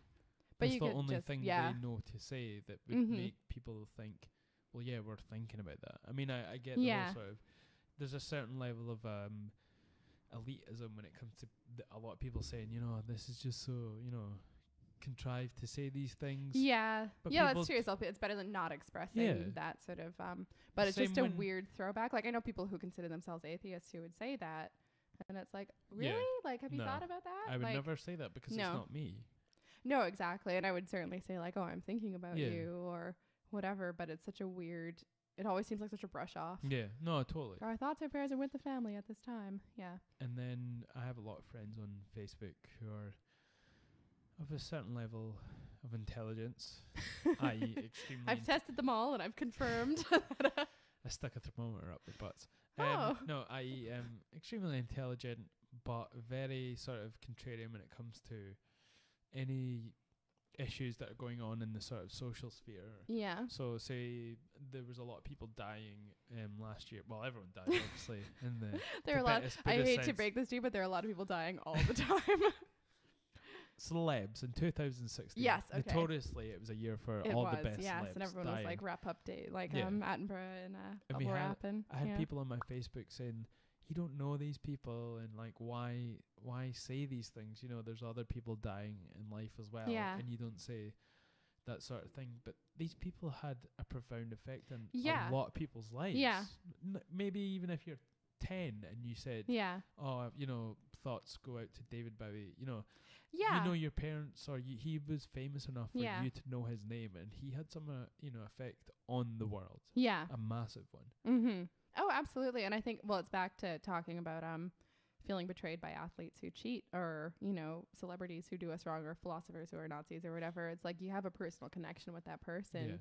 Even though they don't have it toward you, you see something in that person, and maybe it's helped you grow up in some way, or it's given you joy in your life, or whatever. And you don't have time in the day to express grief about every single human you've never met who dies, because people are literally dying all the time, and they're being born as well. Yeah. Go through, he was followed by his whatever. And like, exactly. Yeah. Oh, yeah, my thoughts and prayers go out to this guy. Yeah. It's just not feasible. No, so and that's not real feelings. Yeah. In your paradigm, in your sort of peripheral vision, that's the people that you're aware of. Yeah. There's no way you can make yourself aware of other people and other things. Yeah. If it's not in that sphere. Yeah. And if you're, say, not being upset enough about, each individual, person who dies in Puerto Rico because their, region's been rampaged by hurricanes, like, donate some money. Yeah. Like,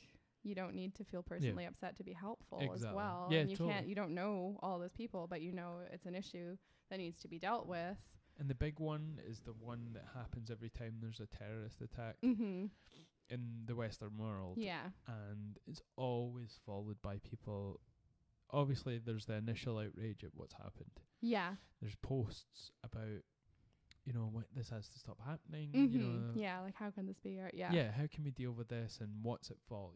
We want to find out why this is happening all the time. Yeah. Then it's followed by a wave of, well, there were so many people killed by terrorist attack in, some part of Africa or some Middle Eastern country. Like a lot. There's obviously these things go on daily. Yeah, they happen all the time, and we're not exposed to them in the same way. No. And also they are othered from us. Like it's for some weird reason, and I'm not saying this is a good thing or how it should be, but it's easier to empathize with people experiencing tragedies if they look like you and live somewhere that looks like where you live, because it's easier to picture yourself being part of it. Of course. And that's sort of like the front line for empathy. And that's not necessarily how it should be. And you should, do your best to know everything that's going on in the world. And well, there's only was it Dunbar's number? Is it 120 people? Yeah, like low hundreds. You can remember it in your life. Yeah. So think about the peripheral peripheral social sphere, it's not going to be that much either. You can only take in so much. Yeah. And to say, well, you know, there's this happening in these places, it's just feasibly, it's like physically, it's just, you can't extend yourself that far. Yeah. And honestly, it's an outrage. Yeah. What's happening in these places is fucking terrible. What's happening in these places. Yeah. But the immediate things that we get and respond to are the things that we can apply ourselves to. Yeah, that are happening relatively close to home. Yeah.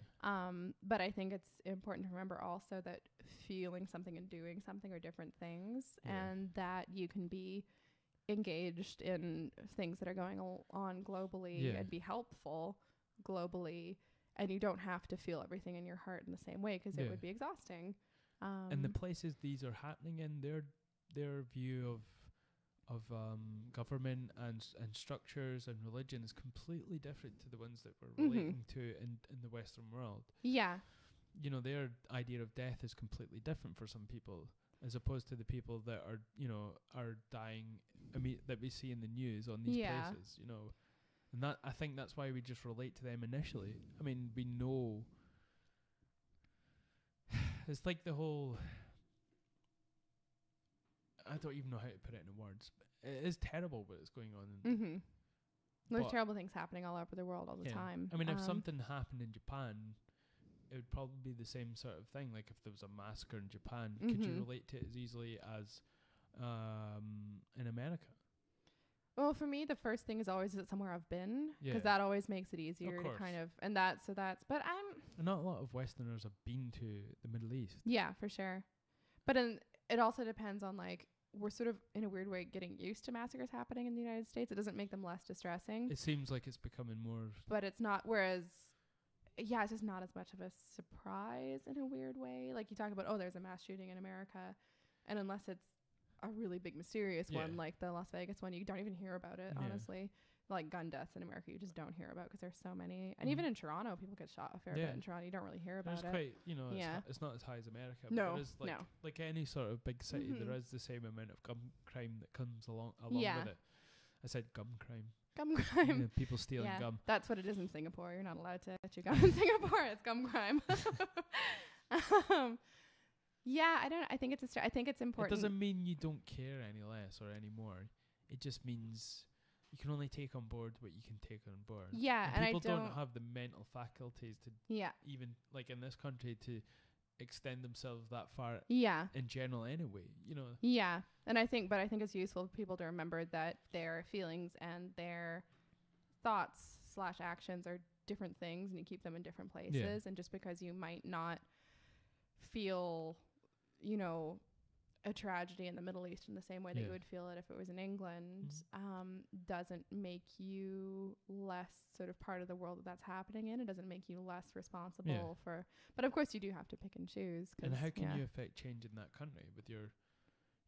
and that's certainly not impossible, but requires a lot more research. And that's when you kind of, I guess, people have to triage things based on their time and their resources, about how they can best be helping.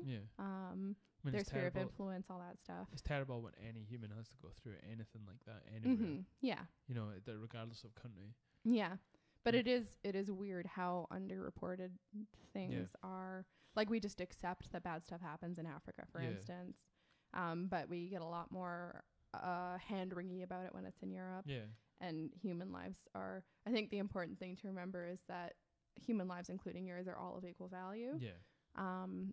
But it's okay to feel affected by things in different ways based on your horizons. Like, that's human. It's the nuances of being alive in a world where there's 7 billion people. You know? Exactly. But you have to remember that those are your feelings, not the truth. No.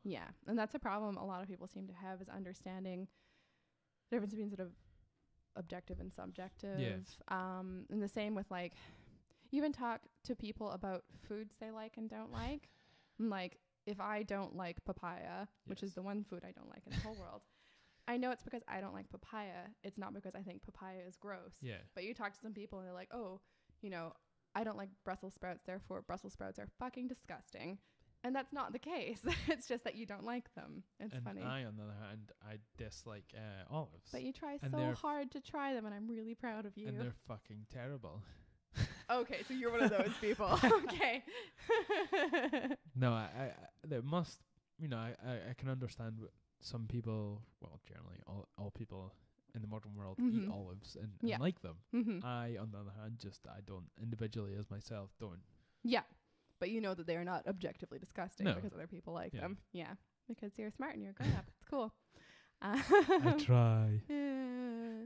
But yeah, it's that thing. And that just remembering people can't control their feelings, but they can control their actions as well. Yeah. It seems to be we're trying to make this world less nuanced. Yeah, that seems to be the push right now. And not maybe make it less nuanced, but act in a way where these nuances don't exist. Yeah. Well, I think nuance is upsetting and confusing, so we're trying to get rid of it when what we should be doing is exploring it. Yeah. In the same way that, like, if you're upset about something, you should talk about it, not ignore it. And that's and science does that. Like, it explores the depths of every reason and answer and question to why something is that way. Yeah. And it seems to be we're just sort of ignoring that sort of philosophy in a way. Yeah. I think as a whole, Yeah, and even when it comes down to sort of how our language is controlled and when we start losing words because we're not allowed to use them anymore. And of course, you shouldn't use words that you know will offend somebody, but that shouldn't also end up shutting down conversations because you're afraid of offending somebody. Or it should be about, we've touched on this before, but like learning and making connections with people is the best way to make sure all the humans can get along, and as opposed to shutting down communication. Do you know what figures each other out? Conversation. Exactly. Not and if you're shutting too down conversation. afraid to speak to someone because you're afraid of using the wrong word and offending someone or being charged with a hate crime, if you're there are people who, Nazi gets used a lot these days. Sometimes even in this podcast. I think it's overused. Yeah, for sure. Yeah. And it's like, I think if people from back in that era were to see it so haphazardly used as it is now in the society, they would be shocked and appalled. Yeah. And it does mean a specific thing. Yes. And if you choose to call yourself a Nazi, then you're a Nazi. Yeah. Cool. Okay. But it is something that's overused, and it's one of those ones that sort of shuts people's brains down a bit when they use it. It's like that's the end of the conversation. It's like when you say something in a conversation with a woman and they say you're being sexist. Yeah. That immediately shuts the conversation down because you don't want to say anything to sort of make it. Because it's hard to not kind of feel like you're keeping digging. And and really what should happen, I think, like if you are being sexist, you should then go on to have a conversation about what you're doing and, I think like mansplaining and all these types of things, I think they're words invented to shut down conversation. I think a few of them had initial uses that were actually really good because it kind of brought to light something that was going on that people didn't realize. Yeah. Like I know a few, and I'm going to use it now, but I know a few sort of career mansplainers, and it's so frustrating. Yeah. And it's like, especially like in what sense? Like, so you're an academic in a certain field and you meet I'm using an example that's not quite about me, but I'm not going to name any names. You meet your sister's fiance and he proceeds to tell you kind of undergrad level things about the thing you're doing a PhD on as if to explain it to you. Right. And it's not something I hear women generally doing. It's something I generally hear men doing, but it's a generalization. But men do that to other men as well. And that's why I haven't heard that because I'm not a dude. Yeah. So. But it's not him looking down on you and, as you. Well, it's certainly what woman. It feels like. Yeah, I don't know how that interaction. I'm just. Yeah. Like all people do that to a certain extent, but it does seem to be a specific event people were noticing. Yeah. And again, if it didn't come from nowhere, it wouldn't have kind of come up. But people then carry it on and apply it to stuff where it's not relevant. I think something that was as shocking all the way, it kind of rolls off the tongue in such a way that it kind of stops you in your tracks anytime you're sort of.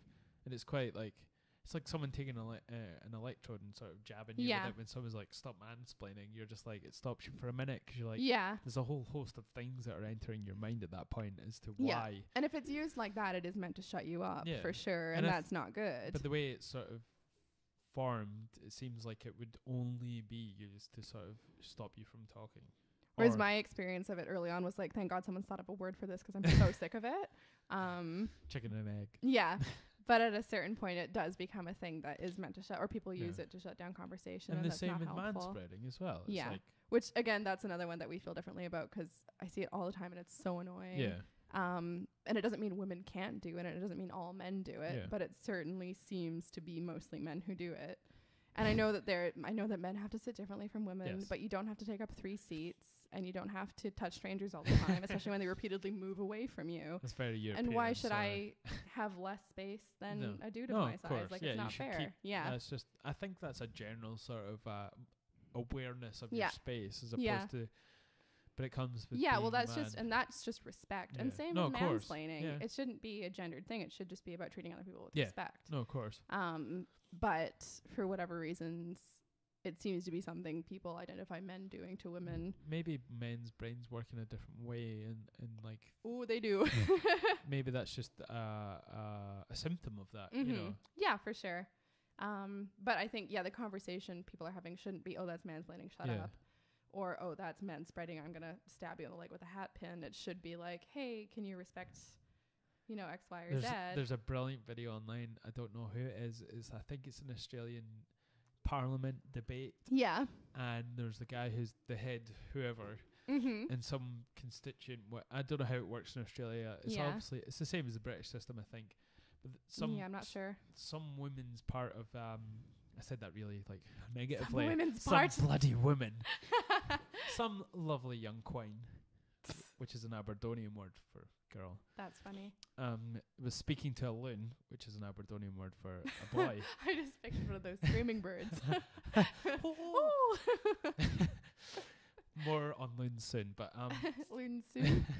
Anyway, he was saying something in a sort of boring, very parliamentary way, that kind of monotone voice, and she was like off the cuff, kind of half sniggered and said in a sort of funny way about him mansplaining, and he kept saying to her, sorry, what do you mean by this? And she kept laughing and like kind of shrugging it off. Yeah. And he was like, please tell the rest of the people in this parliament what which is fair enough, I guess. Yeah. And she explained it in such a way that it came off quite sexist for her to sort of break him down like in this way, and he just was like, so you're being sexist about me saying that I'm doing, like, he broke it down really well actually. Yeah, and that's good. Yeah, she didn't have a leg to stand on. Like, it felt really awkward actually. Yeah, but some people like, use we need to think critically about this stuff. It's important. Some females or anybody use it in a way that is, is relevant to what they're experiencing. Yeah, she said it in such a way to sort of shut him down from saying anything. And and if it's just used in that way, and if just what he was saying was boring, too bad. That's not a symptom of maleness. It's and a symptom of being in government. Yeah. Stop women's-splaining. With your women spreading. Why does that sound different? I don't know. It sounds sort of like a terrible margarine that you'd be sold, like that Actimel Lady or whatever. spread. Yeah. Ew. Yeah. Completely. Yeah. You'd be and that's another thing that made from real ladies. Ew. By ladies for ladies. Yes. Yeah. I think it's just because people misuse something doesn't mean it's not got a kernel of truth in it. I think that's part of it. But this is exactly what needs to happen is we need to have conversations about what these things mean to different people and, what's at the root of it and what do you mean by it. And we can't be too afraid to do that. They seem like emotive words and sort of reactionary words that are said in the sort of heat of discussion when someone feels like they're not getting anywhere. Well, I think that's someone who's lazy at arguing, basically. But that's generally where those are used, though. See, I've really only heard them like in memes, basically. Right. Yeah, so I haven't heard anyone use them in real life. Pretty much, maybe like one time. Okay. And even in terms of I've never heard it in person, to be honest. Yeah. I've just heard it in like videos and whatever. Yeah. Yeah. I've never. So it's a collection of those things happening. So it's basically it's used, but it's the same way that people use all sorts of words technically incorrectly. It doesn't mean they should have them taken away from them. Of course. But there are still words that we can't even touch. Yeah. For sure. It's hard. This is where it gets the things that are sort of. Yeah. Well, it's a word, like, let's say, I think the word we're probably both thinking of. Yeah. you as a white person can only, and I don't mean you personally, we as white people can only use that word. I'm thinking of Dundonian. Oh, yeah. Okay. Me too, for sure. To make someone else feel bad. Yeah. So don't use that word. You know, it's not yours. Yeah, but at the same time, there's groups that use certain words to acknowledge each other as well. Yeah, for sure. And those are those groups, and we're not part of those groups. And we unfortunately live in this world where we have groups. Those are divisive words then. Yeah, they are, for sure. And these things either should exist on a whole or not at all. I think so, but until we get to that point, it's not a gray area. We know where we are in it. Yeah, and the primary importance is respecting other people as opposed to our freedom of using whatever words we want. But there's people who are not they don't respect everyone in that way, but will pull people up on using these things to sort of cause an issue as well. You know? Like they are not being respectful. Or respective. They're respectively not being respectful. Yeah. But there's a whole host of things that we could go down with when it comes to this sort of conversation, because there's history, there's society, there's an economic sort of structure as well. What, is there someone at the door? It sounded like. I think I might have hit mine. Oh, okay. Where I come down on that is I'm not responsible for how other people use words, but I know if I use certain words, how it will make people feel, and I don't need to use those words, so I'm not going to, basically. Okay. Just sort of politeness, basically. Yeah, I know what you're saying. Yeah, same thing as like, I don't need to say please, but I'm gonna, because it's polite, you know. Yeah, well, you're Canadian. You just do that. I'm going to say sorry a lot as well, eh? Saying please and thank you. Yeah, and sorry. Mainly sorry. Yeah, I'm sorry. Oh, gee. Sorry for being born, eh? Is that what you said to your parents? Definitely. Sorry. Oh, I'm sorry. Sorry, Mom. It was right on time, but yeah. I was a minute early. I'm sorry. Sorry. But it's good to think about the sort of logical conclusions of where we could be with language, but it's also important to think about where we are now and dealing with people's real feelings. But then it becomes an issue of, like, say someone who's Asian, maybe Chinese or Japanese, they don't have that history of there's nothing in their past that would stop them from using this word. Yeah, but what would stop them using how would you feel if they use that word just in a general sort of sense, not as a sort of an aggressive way? Well, I would feel uncomfortable, but it's none of my business. It's about the person they're speaking to using it towards. But they have a history of it not meaning anything. Yeah, but it doesn't really matter what their history is in that case. It matters the reception. But it means to the person that is towards what their history is. Yeah. So would it not mean something from the person saying it as well? I don't know. I'm not either of those people. So the people who, let's just say it, like the white people in those situations, if they said it to someone of who was a different color, it would matter that they're white. So that means that their history matters. No, I think it matters whether the person they're saying it to is comfortable hearing that word or not. And I think, but you'd never know because you don't want to say it. But I think across the board you can safely assume that people don't want to hear it from somebody who they don't have that connection with. Yeah. It's a word that I would. There's no reason to use it either. It's too deep for me to get to say it. Like it's just something that I'd never try and utter. Yeah. Towards. Well, and it's not like you're like, oh, I can't have that nice word that I'd love to be able to use. No. It's like there's no need to use it. It's not relevant. But it's strange how this whole hang up and it's like the sort of the focal point of everything is one word. Yeah, and that's quite funny because that's really the no-go. Yeah. But I mean, humans have always had magic words and curse words, and of course. They used to have a lot more meaning to us. Yeah, and you used to not be able to say those words like the way we curse now, and that's why it's called cursing. And for all it's actually really bad, and now it just doesn't really matter. For all you North American listeners, like cunt is like just a jab in the face. Yeah, exactly. Like I never heard a human person say that word. And say which word? That word. Which word? I think my parents are probably going to listen to this, so I'm not going to say it. Cunt. Yes, you know the word I mean. The first time I ever heard it used, having never heard a human person speak it in growing up in North America in my life, moved to Dublin, and the first time I heard it used was my extremely nice and well-behaved friend Catherine telling a story about something her grandmother had said. And I was like, oh, I guess that's okay here. Well, it can mean a lot of things. So did she use it in a sort of like?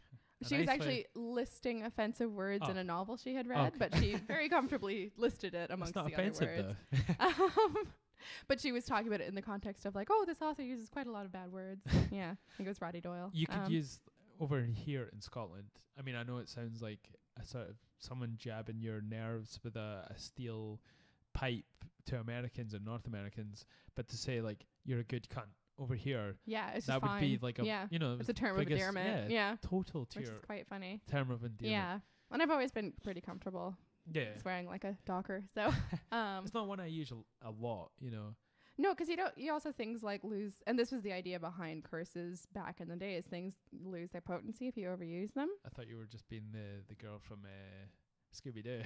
What's girl from Scooby-Doo? Curses. Oh, curses. Isn't that the villains? Curses foiled again, that kind of Snidely Whiplash thing. Is it? Yeah. I don't remember. Okay. I like Scooby-Doo a lot, but I mainly watched it delirious with food poisoning for about 2 weeks when I was like 11. So sorry, I totally interrupted you there. That's okay. What were we talking about? Just the like potency and overusing words, and it's like I'm quite comfortable swearing, but I'm not going to use it as punctuation because it loses its meaning. But those words that we don't want to say are used so frequently, but it just never loses its potency in a way. Yeah, and it's true. Is that because of hang-ups, or do you think we'll get past it? How does historically we do get past it? I don't know. Like hopefully we'll start to get a bit. Technically, that's like 300 years. You know. Yeah. I don't know how old that word is. But I mean, like, how long have people comfortably been saying fuck for? Like, probably not that long, really. Yeah, true. Like, you certainly didn't. I don't think you really heard it until. I'm from Scotland. 60s, I heard it when I was being born, probably. I know, but like let's from say the doctor. Total conjecture here, but like 1960s, 1970s, it probably wasn't a thing people said really much. Yeah, I think. And you start hearing it in films and stuff, and maybe the 70s, and I think on a sort of on TV it was portrayed as something that wasn't, you know, around. Yeah. I think socially it was been around for a long time. Still not to say it before like whatever PM or like on TV. What do you think of bloody? I mean on TV, not in real life. You can't say bloody after, you know. No, but I mean like it's the same with like you can't have like certain things on TV before like the before prime time kind of thing. I think that's more sort of Americanized. Yeah, but I think there are still rules. There's not no rules in the UK about it. Well, there's a lot of things when it comes to like sex scenes and penises as well in different places. Oh yeah, that's always really weird. They have all these weird rules. I think like you're not allowed to show an erect penis in the UK. Yeah, you can show one, and I think it's the same in America. But I think it's the same unless you get like an NC-17 rating. America though, you're not allowed to show butt cracks. Really? Yeah, they like when Jackass was on TV. Yeah. They blurred out the butt cracks. Like, really? Why? What's sexual about it? That's just an empty space between two bits of butt.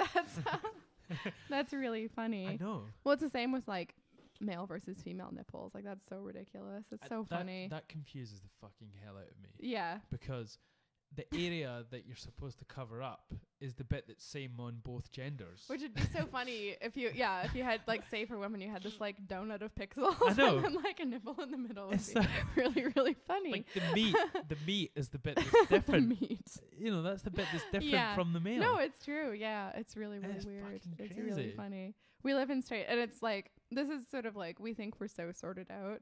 And then we look back on this stuff and like, I'm sure, assuming there is history after this, because we might just totally screw up everything. I think history will look back on us and be like these weirdos. I think it was the Industrial Revolution that fucked us socially like that.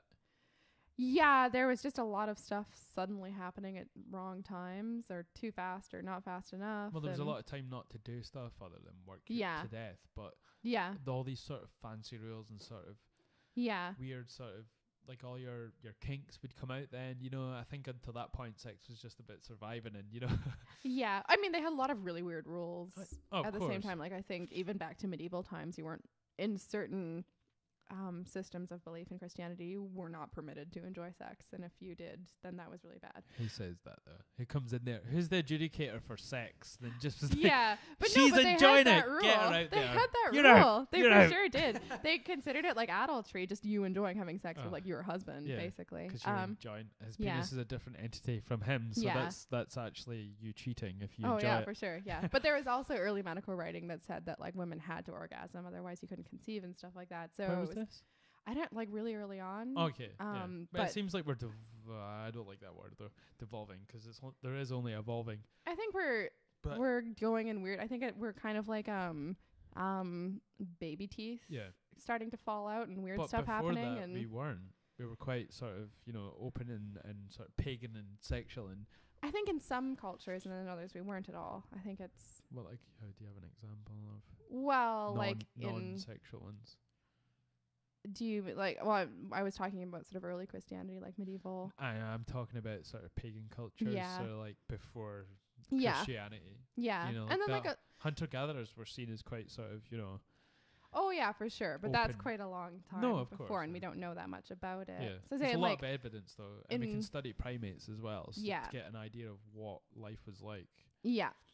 But like let's say in Roman times, which obviously is quite a time span, so there's, margin for error here, but they were quite comfortable with like some bisexuality and prostitution and stuff. But also, if you're a girl, had to be a virgin when you got married. Like that was it. And I think even though morals can be a loose term, because what's moral to you is different to other people, but I think morals are sort of, they're throughout the animal kingdom in a sense, evolutionary morals that help you survive.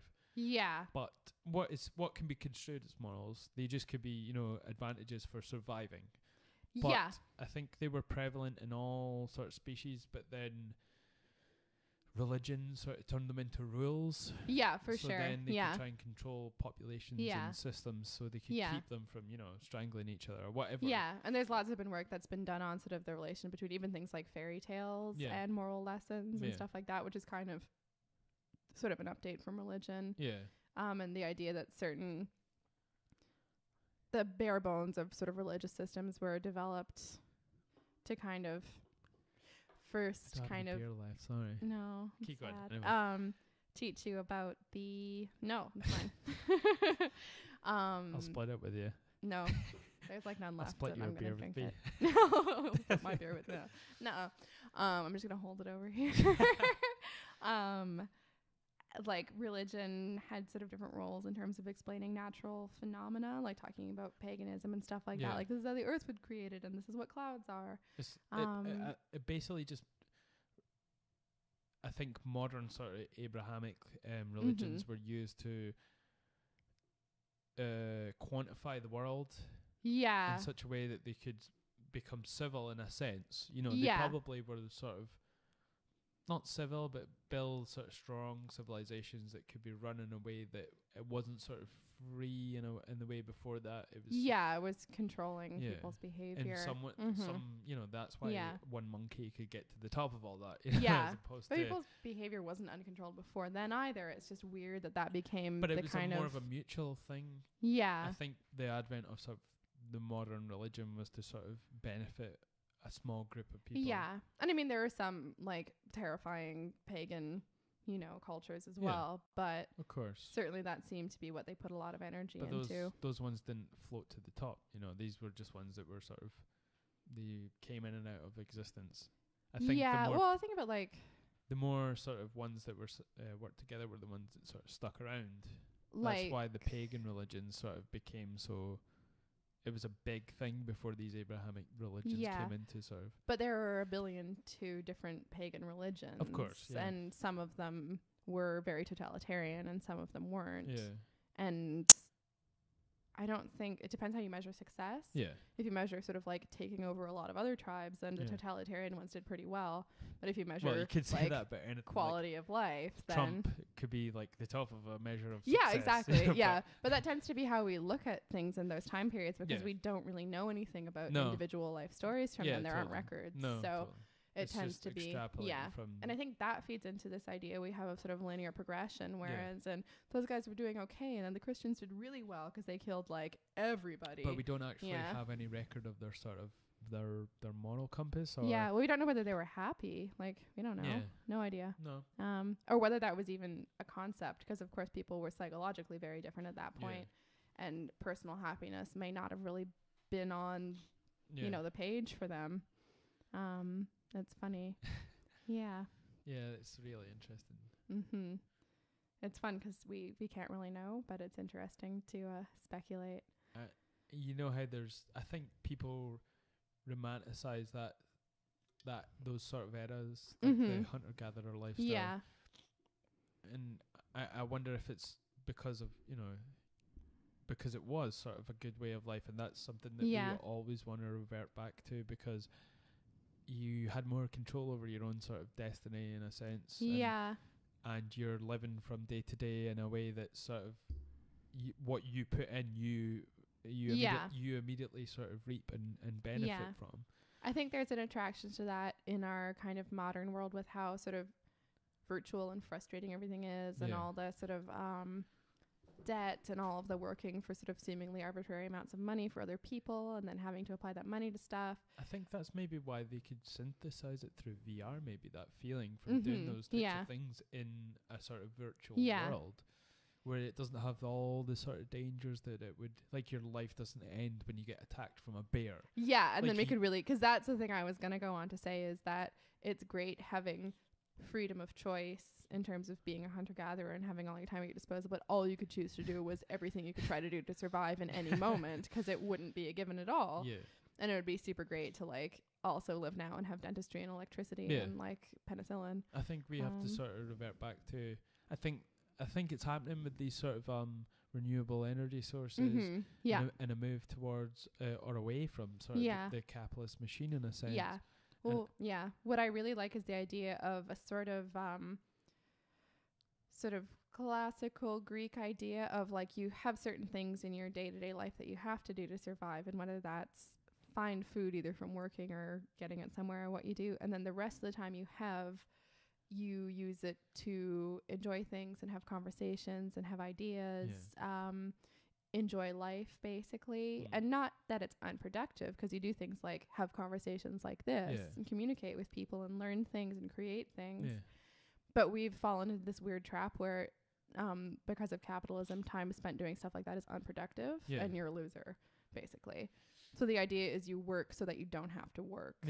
But like not on the scale we're doing it now, or maybe you don't have to work when you're like 70. Like, but on the scale where like, okay, it's 2 p.m. I can stop now for the day. But there's evidence to say that it's not working as well. Like, what's the old sort of stereotypical retirement story? You know, this man works all his life hard, gets to 7 a.m. within 2 weeks, he's dead. Because he just can't. His heart finally gave up from stress, and it just happened 2 weeks later. Maybe. I think if you follow your interests your whole life, like they say, you'll never work in your a day in your life. Exactly. It's not exactly true, but but I think when you keep yourself occupied with that, I mean, if your whole life's dedicated to working, then you would feel lost when you don't have to do that anymore. Yeah. Well, it's kind of like you're like perpetually passing the buck. You never have to really think your own thoughts or confront yourself or create anything or whatever. And have sort of hobbies left over either. Like what do you do with your time? And so if you just have enough free time, I mean, what would free that up would be, universal income. Yeah, which for sure. is something that I've been thinking about, and we've talked about, quite a bit as well. And that would free up your time to say maybe even work part-time or whatever. And work at something, or like it would free up time talking back to like, what do we owe people in the rest of the world when bad things happen to them? It would free up time and money if you worked to help other people out as well. It would just sort of take the kind of rat racey survival stakes out of working a bit, and make you less afraid, more able to absorb eventualities, more able to be altruistic, which is really important, and more able to kind of think and share ideas. And I think it seems like a good deal. I think there would be a sort of exponential growth in the world if we had that sort of free time. Yeah, absolutely. I think and so. most jobs are going to be automated in the next 50 years. And that's the scary thing for people, because their source of income is going to be totally just automated by some robot. Yeah. And this is the struggle between trying to make technology available. Yeah. But then also, if you are making that technology available, it's going to take over your job at some point. Yeah. It's strange. It's like we want growth. We want, but the thing that all governments, and wrongly so, focus on is jobs. How many jobs can we create? Yeah. And it's something that's not, it's finite, Yeah. Yeah, and you can't, it's this idea of like them sort of developing follies in like the 19th century, I guess, when people would become unemployed and then get them to build just random crap, just like to give them a job. And that doesn't make any sense. No. Like that's, it was the best thing to do at the time because people needed to be employed. Yeah. But why do it? Like, it's just a strange thing that you kind of create these sort of apparatuses that are just for keeping people employed when they're not really doing anything that benefits them or anybody else. It seems like we're hanging in sort of limbo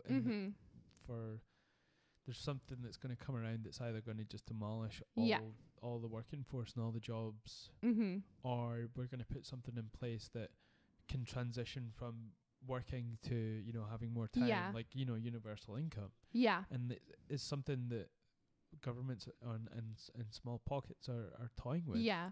Which is great, I think. Yeah.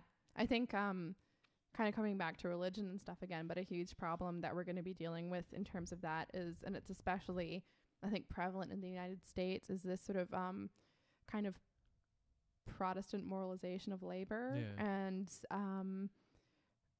it was, again, a thing that was really taken up very strongly by capitalism because it played into it really well, which is that like your hard work makes you kind of virtuous, or hard work shows that you're virtuous, and also success shows that you're kind of chosen by God, that kind of thing. It's like an old sort of communist, motto as well. Like yeah, in a funny way as well. Yeah. Work hard, Yeah, but without the sort and everyone benefits. Yeah. But in the kind of American model, it's that your success shows that you're one of sort of God's chosen, basically, or to like sort of mush together a couple different ideas and oversimplify it. Communist sort of like that motto was more sort of the better for the whole, obviously. Yeah, and that was like the... But with the Christian side of it, it's like, you're individually better by, working hard. Yeah, exactly. And also, like, if you have one neighbor, you compete with him, and if you do better than him, that means God likes you more, which is fucked up when you think about it. You have to love him as well. You have to love him, but he's also a schmo. But yeah, that's, like, very brutally mashing together a couple different kind of ideas that went into the foundations of kind of moralizing labor. And same with sort of the Victorian period as well. They had kind of the same racket with like, it's the unemployed who are the sinful and stuff like that. It's I mean, it always just gets rebranded who's the sinful and exactly. what we should be working not to be, what we shouldn't sort of we should escape from, but through hard work and giving money to the church. True, which is funny because I think the sinful are the people who are doing cocaine on private jets. But there's nothing wrong with doing that. I know, nothing at all, but relative to the people who aren't doing it, I don't see how those are the people who are like, yeah, God's into me and God thinks chartered personal accountants are rubbish. Yeah.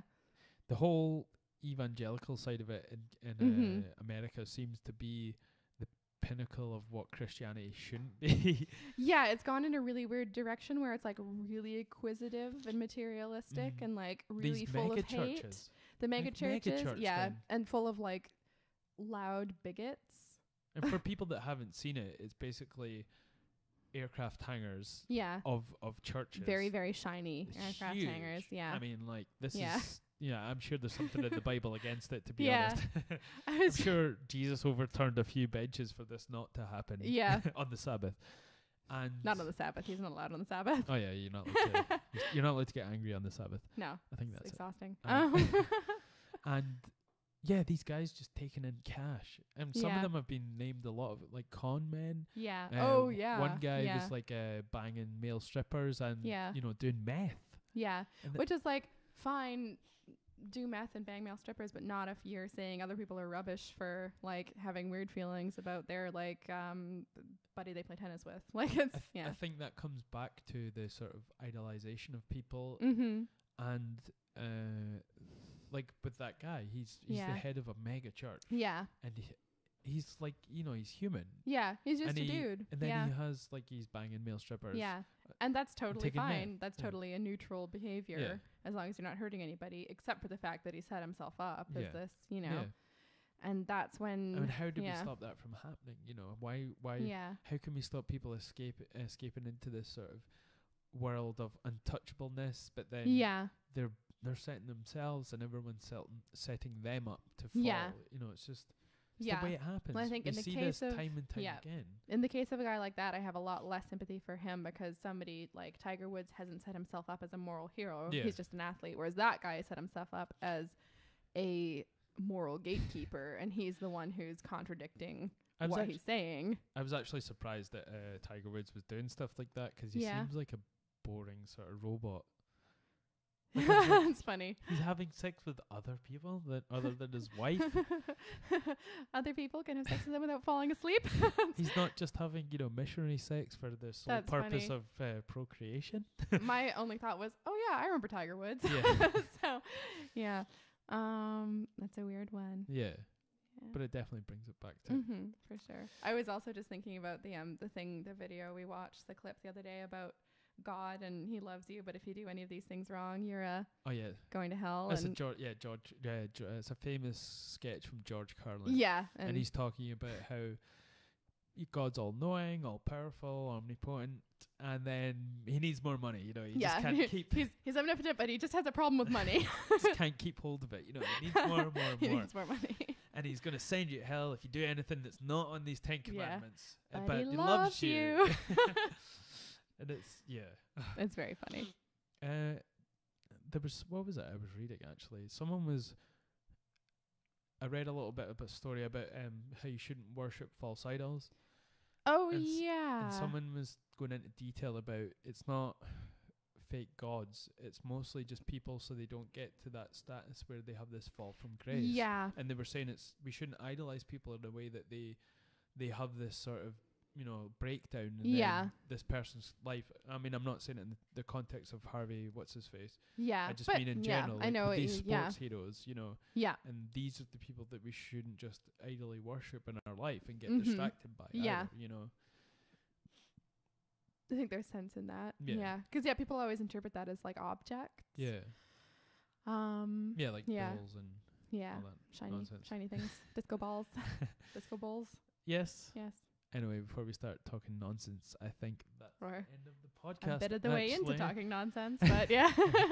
So thanks for joining us on this rainy day, actually. Yeah. And I'll probably have someone else on next week. Actually, where should people follow you? I know we've went over this before. Oh, yeah. So I'm not really publicly on Facebook, but I'm at Instagram as Laura_Z or Z_Hope. And I have a website, laurahopeartist.com. And this is your artist page. It is, yes. And I urge everyone to go and check it out because your artwork's just awesome, and thank you. I like You've still not quite got to actually the point of really talking about it, but next time. Next time you're on, we'll go more into your sort of where your inspiration comes from, and Anyway, and you can find me on most platforms at IAMKayPee, but it's KAYP and it's 3 E's. Yes, so like someone pinched him. Instagram, Facebook, and Twitter, it's IAMKayPee, KAYP. Okay. Thanks for joining us. Thanks. Bye. Bye.